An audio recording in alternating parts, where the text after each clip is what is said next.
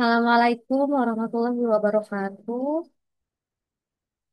Alhamdulillah, alhamdulillahirrabbilalamin. Good morning everyone. Welcome to the second meeting of Grammar in Academic Discourse. Pada pertemuan ini kita akan membahas grammar yang selanjutnya ya. Tapi sebelum kita bahas, mari bersama-sama membaca Bismillah. Bismillahirrahmanirrahim.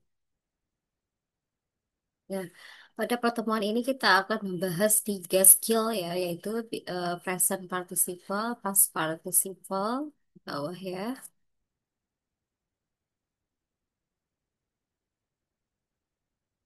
dan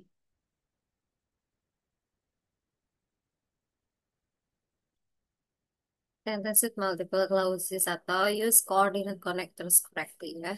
Jadi setiap pertemuan, kalau waktunya memungkinkan, kita akan membahas tiga skills gitu ya. Karena seperti yang sudah saya sampaikan di awal, grammar ini sangat banyak pembahasannya ya. Misalnya kita membahasnya hanya satu materi satu pertemuan itu sepertinya sangat singkat ya. Jadi eh, tidak akan cukup materi yang sebanyak ini dalam waktu hanya 15 pertemuan gitu ya. Jadi saya harap sih kita bisa menyelesaikan atau mampu mencapai mempelajari beberapa grammar yang ada dalam akademik diskursus itu begitu. Oke, sebelum saya lanjut, saya mau mereview kembali ya apa yang sudah kita bahas di minggu lalu yaitu eh, skill one, two, three. Kalau tidak salah, skill one itu tentang subjek ya, subjek dan juga verb ya, di mana setiap kalimat itu harus at least mempunyai subjek dan verb. Jadi di skill 2 kita punya apa? Object of preposition. Object of preposition itu apa? Ya, object of preposition itu di mana ada objek yang memang ternyata itu bukanlah sebuah subjek, melainkan adalah object of preposition. Jadi jangan jadikan object of preposition sebagai subjek ya, karena sejatinya subjeknya itu sudah ada di awal ataupun di tengah kalimat sebelum atau sesudah object of preposition tersebut. Jadi jangan sampai terkecoh. Dan untuk yang positif, di pertemuan yang ketiga atau skill ketiga, itu yang berkaitan dengan apa? Masih sama ya, berbicara mengenai subjek dan juga verb, di mana jika kalian menemukan kalimat yang memang itu adalah kalimat penjelas atau informasi tambahan yang berkaitan dengan si subjek, berarti itu bukan sebagai subjeknya, melainkan akusatif ya, gitu. Seperti ini. Tom, a really good mechanic was in the car. Seperti Tom, maksudnya a really good mechanic gitu. Berarti is fixing the car. Ini adalah kalimat jelas daripada subjeknya. Dan ini yang kedua, positifnya ada depan dan subjeknya ada di tengah. Tidak usah pakai kom. Jadi intinya positif itu adalah benda yang datang sesudah atau sebelum mengaduk noun dan biasanya diikuti oleh koma dan itu bukan subjek is tapi subjek.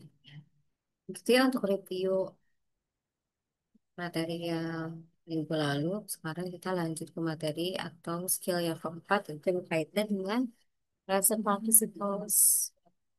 Saya rasa kalian sudah familiar ya dengan present participles ini, mungkin pernah mendengar gitu. Katanya present participle is the inform of the verb ya. Present participle ini adalah inform yang biasanya dia itu berfungsi sebagai adjective ya. Jadi terkadang kita terkecoh apakah informnya ini atau verb yang berbentuk ing ini memang dia berfungsi sebagai kata kerja atau berfungsi sebagai adjective gitu ya. The subtle question under two form present participle can cause confusion because it can be either a part of the verb or adjective. It's part of the verb. Nah, jadi present participle itu yang kata kerja verb one plus ing Bisa menjadi kata kerja jika didahului oleh to be ya atau auxiliary. Nih, jika didahului oleh contohnya demand ini apa? Subjek. Is kan to be. Talking itu kan verb plus ing ya. To his friend ini kampungnya atau objeknya. The man subject is talking itu kan verbnya. Kenapa talking di sini jadi verb? Karena depannya ada be ya. Kenapa dia to be-nya is? Karena the man kalau diganti jadi he ya. Dan ini kalau kita lihat ini adalah present continuous tense. Present continuous tense itu rumusnya memang kan subjek plus to be plus verb one plus ing ya. Jadi fungsi talking di sini sebagai verb ya, bukan sebagai adjective karena didahului oleh is atau didahului oleh be itu. Kemudian mana present participles yang berfungsi sebagai adjective? Jadi kita perhatikan. Jika present participle itu berfungsi sebagai adjektif, itu tidak ada atau tidak ditemani oleh be. Seperti ini contohnya. The man talking to his friend has a beard. Ya. The man ini kan subjek. Talking ini kan menurut kita secara sekilas adalah verb begitu. Tapi ternyata talking di sini bukan verb karena tidak didahului oleh be. Kalau yang di atas berfungsi sebagai verb karena dia didahului oleh to be is gitu. Kalau yang bawah itu berfungsi sebagai adjektif karena tidak didahului oleh to be ya. Tapi kan syarat sentence itu katanya harus ada subjek dan verbnya miss at least gitu. Nah, the man talking to his friend ini verbnya mana? Verbnya adalah yang has, memiliki gitu ya. Jadi ketika kalian mengisi structure atau grammar itu harus pastikan betul setiap itemnya itu ada, setiap itemnya itu concrete gitu ya. Nah, meskipun pembahasannya tentang apositif, atau tentang object-object position atau present participle, untuk subject and verb itu pastikan sudah ada atau ada sinkron begitu ya. Nah, jadi untuk yang depan talking to his friend ini kan kalau secara sekilas subjeknya sampai subjek ya sampai to his friend atau tapi main subjeknya the man ya. The man talking to his friend, verbnya has a beard. Nah, berarti ini adalah verbnya. Gitu. Dan jika kalian ingin tahu juga salah satu karakter daripada verb yang berfungsi sebagai present participle atau adjektif di setelah kalimat selanjutnya biasanya ada kata kerja. Kalau di sini kan sudah tidak ada kata kerja ya. The man is talking to his friend. Nah, kata kerjanya kan cuma satu. Selanjutnya tidak ada kata kerja lagi. Tapi untuk yang the man talking to his friend, nah ini yang ada kata kerjanya di sini. Ya, berarti salah satu ciri ya untuk memudahkan kalian mencari tahu apakah uh, verb ini berfungsi sebagai verb atau sebagai adjektif itu dengan mengetahui di kalimat selanjutnya itu ada kata kerja atau tidak, atau juga bisa mengetahui di depan kata verb ini ada to be atau tidak begitu ya. Oke, jadi kita bisa membedakan apakah itu present participle ataukah berfungsi sebagai kata kerja dari dua hal tadi ya, gitu. Coba kita lihat contohnya. The child bla bla bla playing in the yard is my son. Kayak gitu. Apakah yang now is he atau was? The child now playing in the yard is my son. Atau the child is playing in the yard is my son. The child he playing in the yard is my son. The child was playing in the yard is my son. Oke, coba kalau misalnya kita lihat di sini, yang paling benar adalah ya A. The child now playing in the yard is my son. Kenapa? Karena kita lihat di sini. Kalau the child is playing in the yard is my son itu is-nya berarti kan dia double verb ya. Ada is lagi. The child he playing in the yard is my son. He juga kenapa? Kurang tepat karena the child kan kalau diganti jadi he maka masa he kan jadi double. The child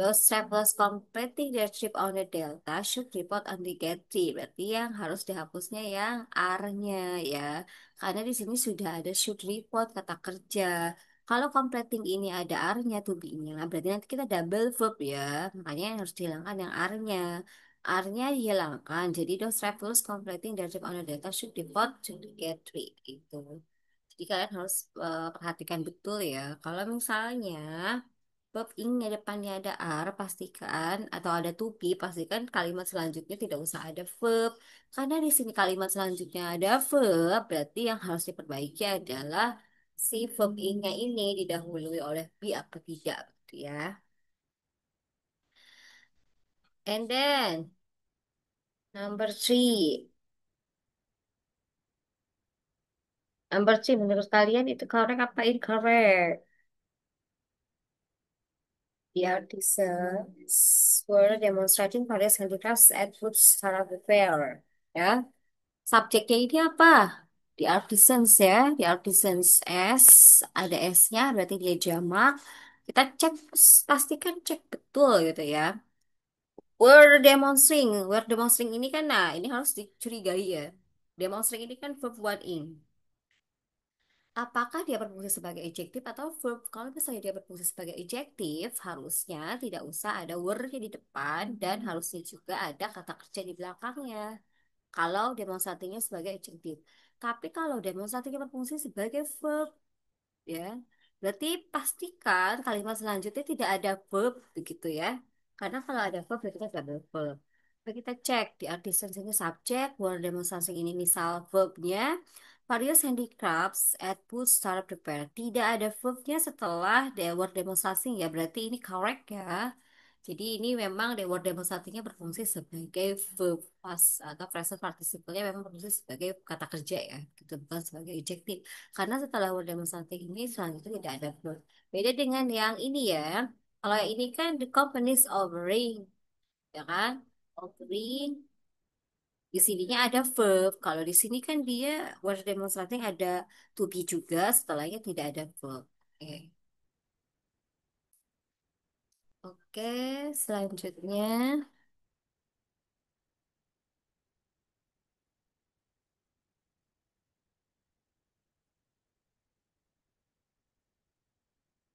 kita ke number 4. Number 4 menurut kalian ini dia incorrect apa correct? The fraternities are giving the wildest parties attract the most snowflakes. The fraternities are giving the wildest parties attract the most snowflakes. Nah, coba lihat subjeknya yang mana? The fraternities ya. Oke, kita curigai dulu ini. Are giving di sini ya. Are giving ini apakah perlu saya sebut?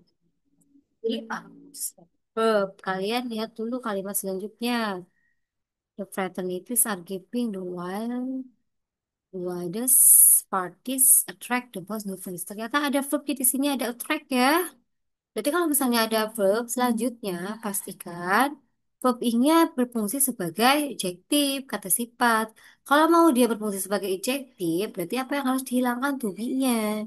Berarti ini incorrect ya, nomor 4 itu incorrect. The fraternities harusnya langsung ke giving the widest parties attract the most new places karena attract-nya verb ya ada verb ya setelah kalimat giving-nya tadi gitu. Kayak gitu ya. Jadi begitu cara untuk kalian bisa ngecek gitu ya apakah si verb ing-nya itu berfungsi sebagai adjektif atau sebagai verb gitu. Kalau sebagai verb pastikan di depannya ada to be-nya. Kalau sebagai adjektif pastikan di depannya tidak ada to be-nya dan setelah itu kalimatnya harus ada verb-nya begitu ya. Itu untuk yang present participles begitu. Selanjutnya kita ke past participle yang skill part. Kurang lebih hampir sama ya dengan present participles, hanya saja dalam past participles ini kita itu verbnya bukan berubah menjadi verb ing, tapi berubah menjadi verb tiga begitu ya, kan past participles itu. Dan dia sama-sama. Kalau misalnya verb tiganya ini atau past participle verbnya ini tidak didahului oleh be ya, pasti dia adalah kata sifat. Tapi kalau misalnya verbnya didahului oleh be gitu ya, eh, pasti dia adalah kata kerja atau real verbnya. Dan biasanya kalau past participles ini, kalau untuk subjeknya non-human gitu ya, non-human atau bukan kayak makhluk hidup atau binatang begitu, pasti pasti voice ya. Gitu. Mari kita cek bersama-sama. Yang pertama ada family has purchased the television. Menurut kalian ini berfungsi sebagai apa? Has purchased-nya. Sebagai verb karena purchase-nya didahului oleh auxiliary has atau to be, ya kan?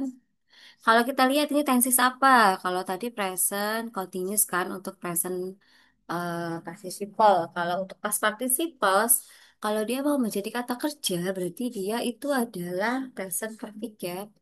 Family has. Kenapa has? Karena family itu kalau diganti dikit ya, makanya dia has. Family has purchased a television. Berarti ini adalah present perfect tense. Berarti purchase-nya ini emang real kata kerja. Kemudian ada lagi yang kedua, the poem was written by vowel. Nah, ini juga sama. Written. Written kan verb tiga juga. Tapi kalau dia fungsinya belum jadi adjektif ya, masih sebagai verb ya. Karena didahului oleh apa tuh be. Ini pasti voice ya. Depum itu kan subjeknya. Was itu to be daripada depum. Was ya kan. Written itu main verbnya. Dan ini pasti voice karena depum ini adalah benda ya. Jadi kalau misalnya subjeknya itu benda, dia harus pasif ya untuk kata kerjanya. Kan nggak mungkin depum menulis by menulis ya. Harusnya depum kan ditulis kan. Kemudian apalagi, pokoknya semua kata kerja biasanya sorry, semua kata benda biasanya kata kerjanya pasif ya. Gitu. The book was brought by Rina. Buku dibawa. Terus apa lagi? Pulpen apa? Ditulis misalnya kayak gitu kan. Pulpen ditulis. Pisang dimakan atau roti dibakar misalnya kayak gitu kan. Ya, telur direbus gitu kan. Jadinya harus ada pasif voice itu dia ya. The egg is boiled gitu kan. The water is heat. Nah, itu pasti ada to be dan juga verb tiga. Kalau untuk pasif voice begitu ya. Okay, we keep on. In the first sentence, the past participle purchase is part of the verb because it is accompanied by has. Ya, in the second sentence, past participle written is part of the verb juga because it is accompanied by was. Nah, kemudian mana kata kerja ketiga yang dia berfungsi sebagai adjektif yang memang itu adalah past participle gitu. Past participle yang berfungsi sebagai adjektif. Kalau ini kan past participle yang berfungsi sebagai verb karena didahului oleh to be ya. Sementara yang berfungsi sebagai adjektif itu seperti apa? Contohnya, the television purchased yesterday was expensive. Televisi yang dibeli kemarin was expensive. Mahal, gitu ya. The television itu subjek, purchase ini ya fungsinya sebagai adjektif, kata sifat yang menyifati televisi ini ya.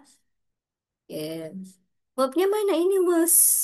Jadi pastikan kalau memang si verb tiganya dia berfungsi sebagai adjektif, kalimat selanjutnya harus ada verbnya. Karena sudah dari awal, dari skill one, kita harus apa ya, harus aware kalau at least ya sentence di English itu terdiri dari one subject and one verb.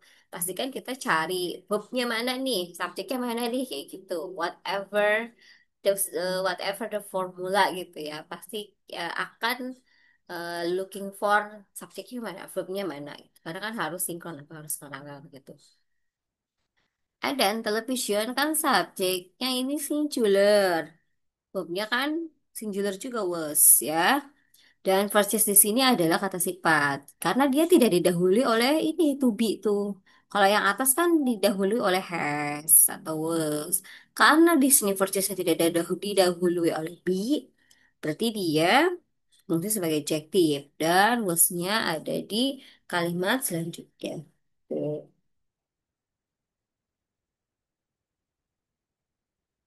Nomor dua ada form written by vowel appear in the magazine. Yang sama yang kedua juga. Sama-sama kan tuh. The form puisi tulis oleh Paul muncul di magazine atau diterbitkan di majalah gitu ya. Jadi writtennya ini sebagai adjektif karena tidak didahului oleh be. Kalau misalnya dia the poem is written by Paul appear in the magazine itu jadi double verb ya. Tapi karena ini tidak didahului oleh be makanya written di sini fungsinya sebagai adjektif. Paul appear in the magazine. Apalagi sebagai contohnya misalnya the song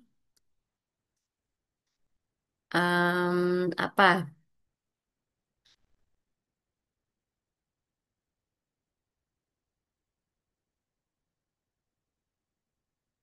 The song written by Rina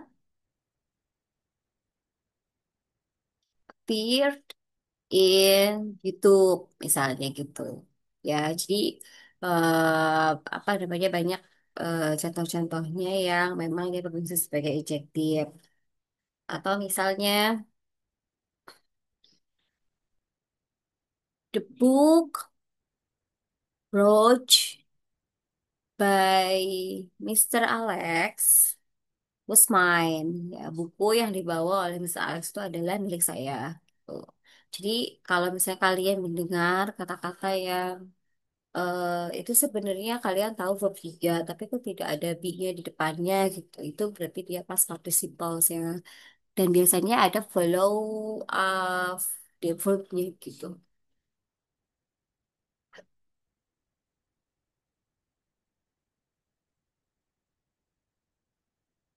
Selanjutnya di sini, nah, the following example show how past participle can be confused with the verb. Contohnya, the packages mail at the post office will arrive Monday. Apakah yang the packages have? Apakah yang were? Apakah them ataukah just ya? The packages have mail at the post office will arrive. Ini tidak sesuai ya. Kurang tepat yang A ini. Karena apa kurang tepatnya? Karena dia jadinya jadi double verb. Have mailed sama will arrive ini kan jadinya double verb gitu ya. Selanjutnya, the packages were mailed at the post office will arrive. Ini juga sama, kurang tepat karena jadinya double verb were mailed sama will arrive. The packages them mailed. Nah, kalau them kenapa juga salah karena jadinya double subject ya. Jadi yang paling tepat itu yang just karena mail di sini sebagai apa? Sebagai kata sifat. The packages just mailed at the post office will arrive by day ya. Nah, di sini kita lihat. A past participles often ends in ed, but there are also many irregular past participles ya. Bukan hanya yang berakhiran ed ya, kata kerja ketiganya. Ada juga yang irregular kayak speak, spoke, spoken, uh, write, wrote, written, bring, brought, brought, give, gave, given, letter given by Lisa, misalnya. Was apa was torn misalnya kayak gitu ya bisa juga seperti itu jadi kalian harus pastikan betul hati-hati bedakan antara apakah itu adjective apakah itu verb gitu.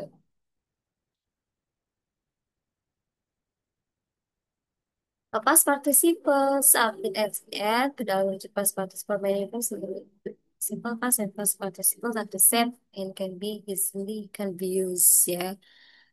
Nah, jadi ada dua fungsinya, bisa sebagai simple past dan juga bisa sebagai past participle. Si T, this picture ini adalah past tense karena verb dua. Tidak ada to be-nya di depan. Tidak ada verb selanjutnya juga. Yang kedua, she has paint this picture. Kalau ini juga paint-nya berfungsi sebagai verb karena dia didahului oleh has actually daripada perfect tense. Gitu. Yang berfungsi sebagai apalagi the picture paint by Caroline. Sebagai adjektif yang ketiga. Gambar yang dilukis oleh Karen is now in museum. Ya, sekarang ada di museum. Oke, exercise. Number one. Kenapa dia incorrect? The money was offered by the client was not accepted. Ya. Kenapa dia incorrect? Subjeknya apa? The money. Verbnya mana? Katanya di sini ada kata kerja ketiga over. Subjeknya kan berarti over. Ya.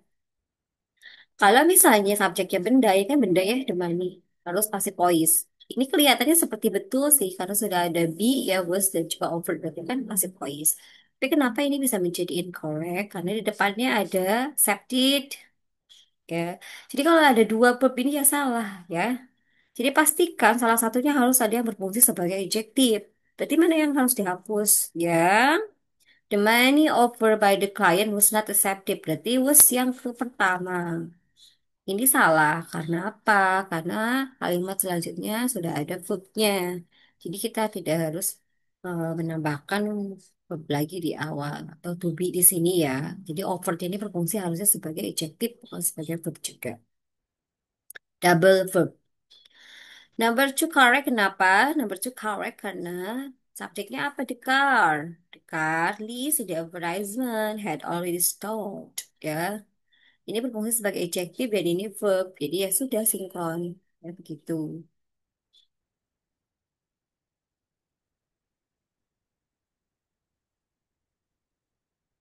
The chapters, number three. The chapters were taught by the professor this morning will be on the next week's exam. Menurut kalian ini correct apa incorrect?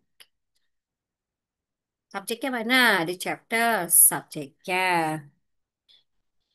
Pastikan betul kalau ada kan word tap ini word tap kesannya seperti to be ya. Kesannya seperti verb. Pastikan betul setelah verb yang pertama apakah masih ada verb yang kedua? Oh, ternyata ada. Verb yang keduanya will be on the next week's exam. Berarti ini incorrect. Karena apa? Karena salah satunya harus berfungsi sebagai adjective. Berarti mana yang harus kita hilangkan? Yang were-nya. The chapters taught by the professor this morning will be on the next week's exam. Berarti were-nya dihilangkan, dicoret ya. Gitu. Oke, untuk nomor selanjutnya bisa kalian isi ya. Nah, ini kita di pertemuan kedua ini dan akumulasi dari pertemuan pertama ternyata sudah sampai di skill yang kelima ya, 1 sampai 5. Di sini ada evaluasi atau exercise skill 1 sampai 5-nya. Kalian bisa mengisi ini ya nanti untuk pelatihan di rumah. Ini adalah akumulasi dari skill 1 and 5 ya. Dari subject and verb, dari appositive, dari object of preposition. Kemudian ada present and past participle. Pastikan kalian bisa mereviewnya, mempelajarinya, dan mengisinya gitu ya. Baik yang correct dan incorrect ini maupun yang multiple choices yang ini. Itu latihan di rumah. Nanti next week kita akan lanjut ke sentence with multiple clauses ya. Kalian pelajari juga. Tuh. Eh, jika ada pertanyaan bisa dikonsultasikan di Google Classroom. Dan juga jika ingin belajar lebih banyak, bisa visit beberapa link YouTube yang sudah di-attach dan juga ada beberapa buku yang sudah di-attach ke di Google Classroom ya. Hopefully you can explore and learn by your own selves, not only relying on this video because limit of time. Thank you so much for today. Let's close by Hamdallah. Assalamualaikum warahmatullahi wabarakatuh.